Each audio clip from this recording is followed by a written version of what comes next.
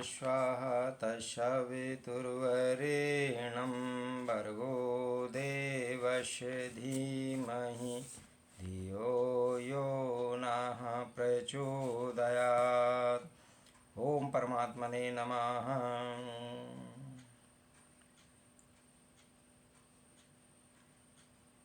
मैं अनंत महाम्भो धावाश्चर्ये जीववीच्याः उद्यन्ति ध्वन्ति खेलन्ति प्रविशन्ति स्वभावतः।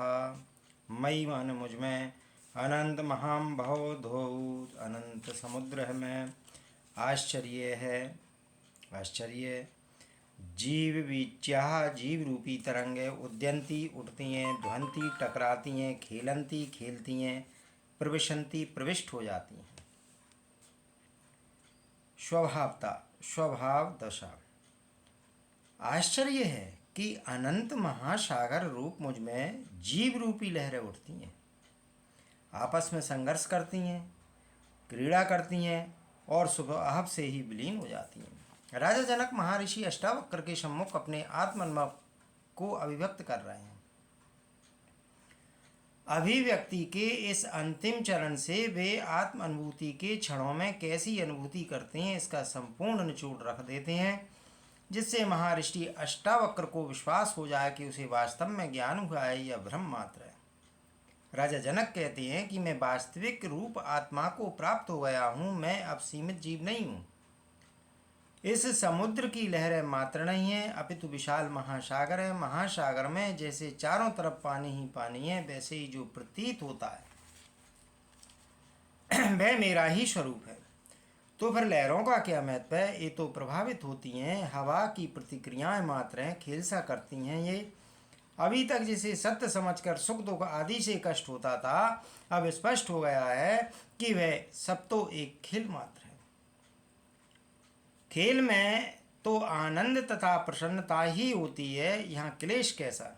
जनक अब प्रकृति की संपूर्ण क्रियाओं, उत्पत्ति, अवस्था और लय आदि को एक साक्षी के रूप में देख रहे हैं। यही आत्मदृष्टि है। ज्ञानी को वास्तविकता का जब बोध हो जाता है तो उसकी देखने की दृष्टि बदल जाती है। देखने का पूरा नजरिया ही परिवर्तित हो जाता है, जबकि ज्ञान रहित अज्ञानी व्यक्ति जगत में ही व्यस्त रहता है और ज्ञानी किनारे खड़ा हो जाता है। यही ज्ञानी मनुष्य की उपलब्धि है, साक्षी बन जाता है, जिसके कारण वह सांसारिक विषय वासनाओं से प्रभावित नहीं होता है। राजा जनक को जो भी अनुभूति हुई वह बहुमूल थी। इस प्रकार की घटना धीरे धीरे नहीं घटित होती है, बल्कि एक ही क्षण में घटित हो जाती है। उस समय यदि साधक की पूर्ण तैयारी है तो वह उस शक्ति को सहन नहीं कर पाता,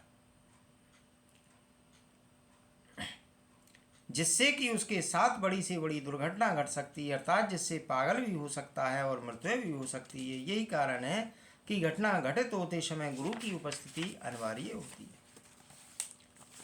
यह अचानक और संपूर्ण परिवर्तन कर उसके शरीर, मन, इंद्रियां, अहंकार, स्नायु, संस्थान इत्यादि सबको झकझोर के रख देती हैं। यह साधारण अनुभूति नहीं होती, उस विराट रूप का अनुभव है। इसी विराट के दर्शन से तो अर्जुन जैसा सूरवीर भयभीत हो गया था।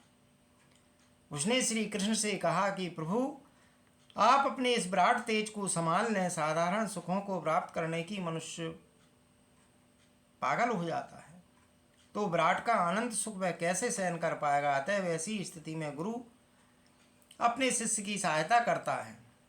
कहने मात्र से भी सुख दुख कम हो जाते हैं, उनकी गंभीरता समाप्त हो जाती है। इसलिए जनक जो घटित हुआ है उसको व्यक्त कर रहे हैं, जिससे उसका वेग कम हो जाए। गुरु की उपस्थिति इसी अनिवार्य मानी जाती है।